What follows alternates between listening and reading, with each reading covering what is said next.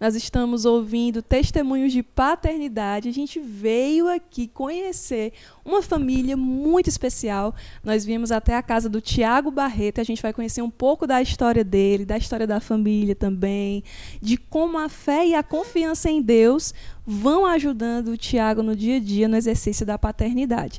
Mas antes eu quero apresentar a família para vocês. Tiago, muito obrigada por estar aqui com a gente, viu? Por nada, vocês estão bem-vindos aqui, com toda certeza.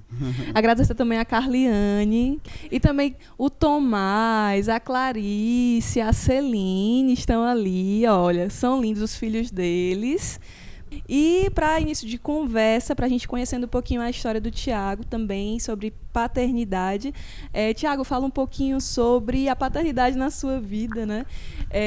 Existe um antes e um depois do Tiago, depois que você teve os seus filhos. Fala um pouquinho para a gente sobre esse dom da paternidade.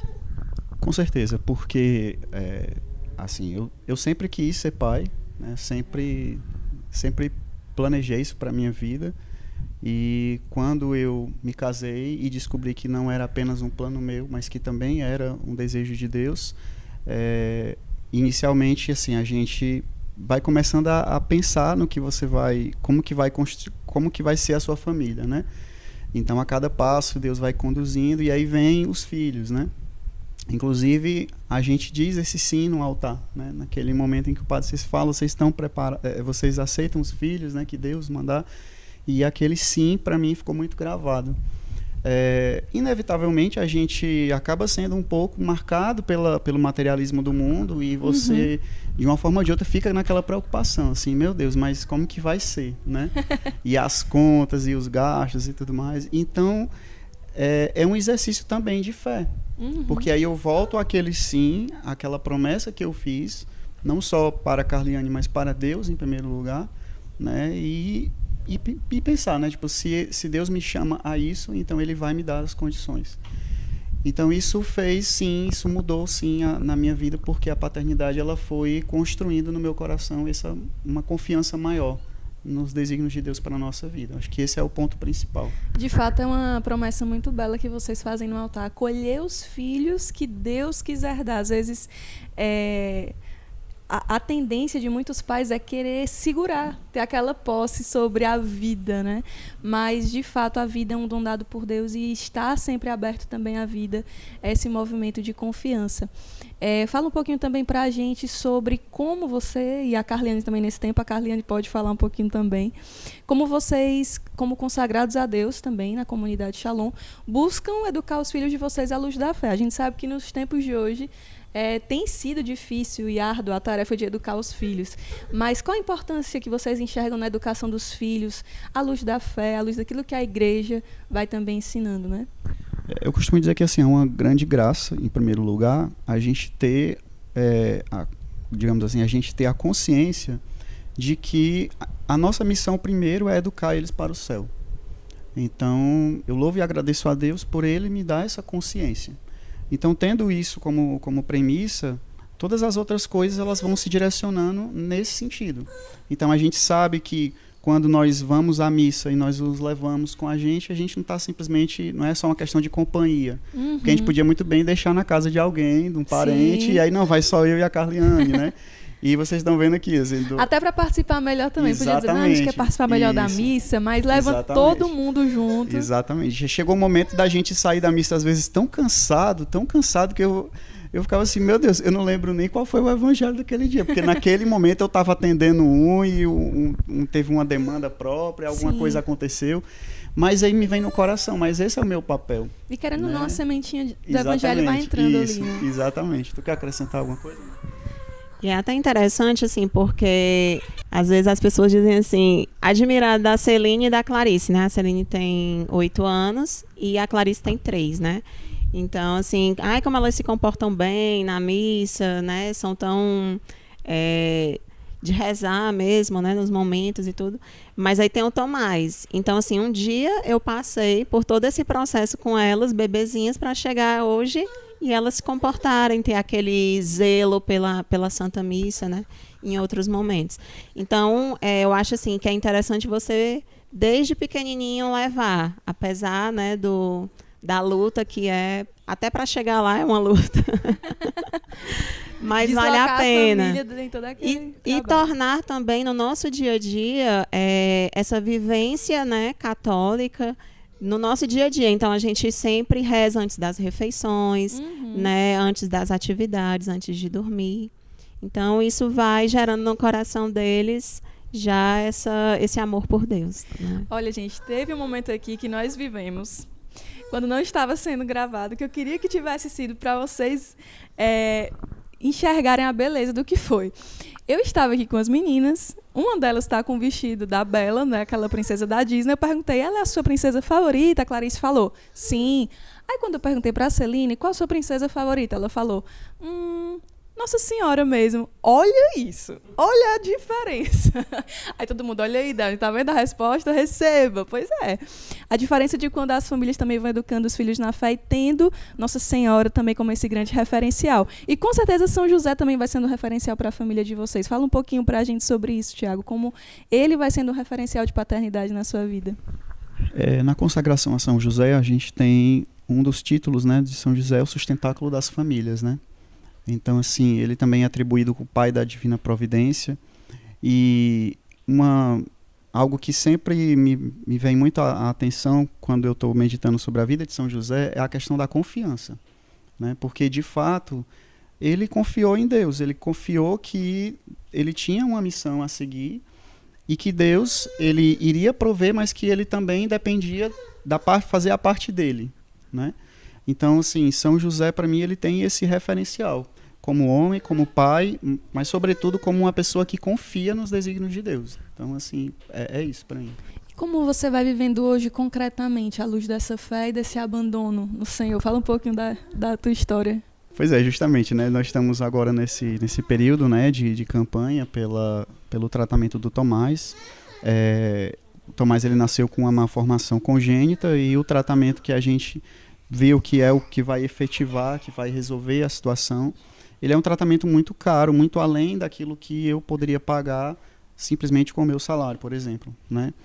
E aí, diante disso, foi, eu acho que acho que a minha fé nunca foi tão provada no sentido de crer na providência como tem sido agora, né? Porque humanamente eu não consigo, mas quando eu vou tendo a convicção de que Deus ele vai providenciar aquilo que é o necessário para o meu filho, então isso é algo que eu vou dia após dia provando mesmo, né? E não é fácil, não é uma coisa assim que não é só palavras, sim, né? Sim. É algo que é muito concreto, é muito encarnado na nossa vida, né? E eu sempre tenho, eu acho que eu até brinco com os amigos, eu digo assim, eu nunca aperreei tanto a São José como eu tenho aperreado nesse tempo, né?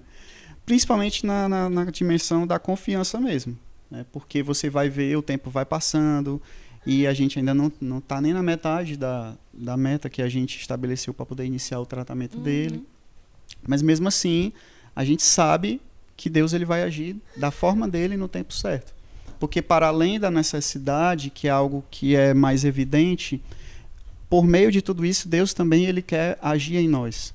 Né? Deus ele também está trabalhando na nossa família. E isso também é providência, porque às vezes a gente pensa a providência muito como no sentido financeiro ou no sentido de uma necessidade que vai ser implementada. Mas a providência também é a manifestação da vontade de Deus. Então, eu também medito muito sobre isso. Senhor, qual é a tua vontade diante disso? De que eu confie mais, de que eu me rebaixe mais tendo que pedir mesmo, né? Sendo que eu tenho um emprego. Então, aparentemente, para que eu não preciso pedir?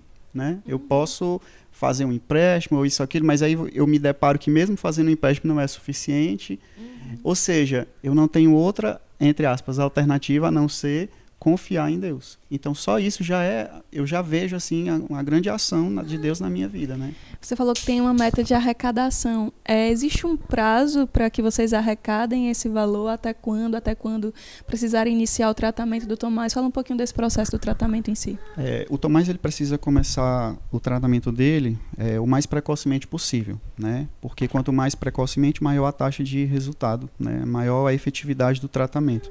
E esse tratamento ele está marcado, a gente marcou na fé mesmo. Está sendo até redundante, né? Mas nós marcamos na fé para junho agora desse ano. Então a gente precisa ter o valor para poder pagar a cirurgia, pagar as sessões de fisioterapia, que está previsto que ele vai fazer entre 3 e 4 meses, né? E a estadia também da nossa família, né, lá em Curitiba.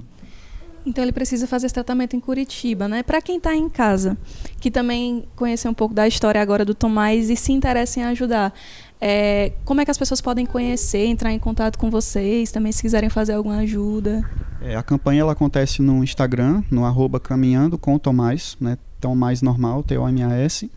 E a gente tem a chave Pix, né, para as doações, que tem sido o método que as pessoas mais têm, né, escolhido para ajudar.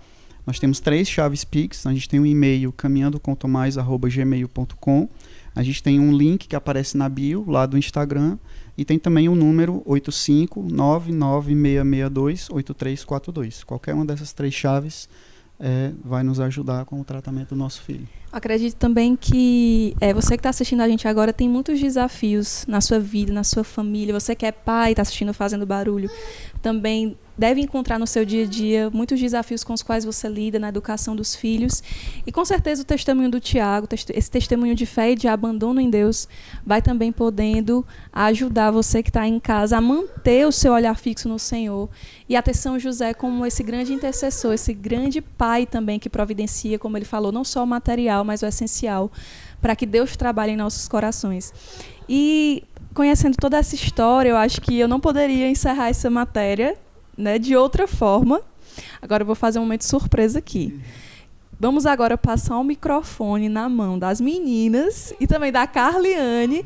E a gente quer agora saber de vocês o que vocês diriam para o pai de vocês. O que é que você diria para o seu pai? Uma mensagem assim, do fundo do seu coração, de agradecimento. Eu não sei nem o que eu poderia dizer, porque ele também é um bom pai mesmo. Ele às vezes, ele é um herói para mim e é um professor que me ensina as coisas de Deus. Te amo. Chama divina, ó doce fornalha, em teu ardor eu me fixo. Assim, o que eu tenho para falar do Tiago, né, que realmente ele busca, né, diariamente ter a São José como um exemplo para ele, né? É um homem que não mede esforços pela família, né, que tem as suas lutas, né, interiores, momentos de queda e tudo, mas que está buscando, né, fazer a vontade de Deus, ser o provedor da nossa família, né, o cabeça, aquele que leva a família para Deus, né? Então eu sou muito grata a Deus por ter colocado ele na minha vida. Tomás, agradece. Então Tomás concordou com tudo aquilo que a Carliane falou sobre o Tiago. E fica aqui a nossa gratidão também ao Tiago que acolheu a gente. A Clarice está ali brincando, eu não vou atrapalhar ela nesse momento. Mas obrigada pelo testemunho de vocês. Nós estaremos rezando. Foi muito bom estar aqui. E que São José interceda cada vez mais para que vocês consigam alcançar essa meta e ajudar o Tomás no tratamento.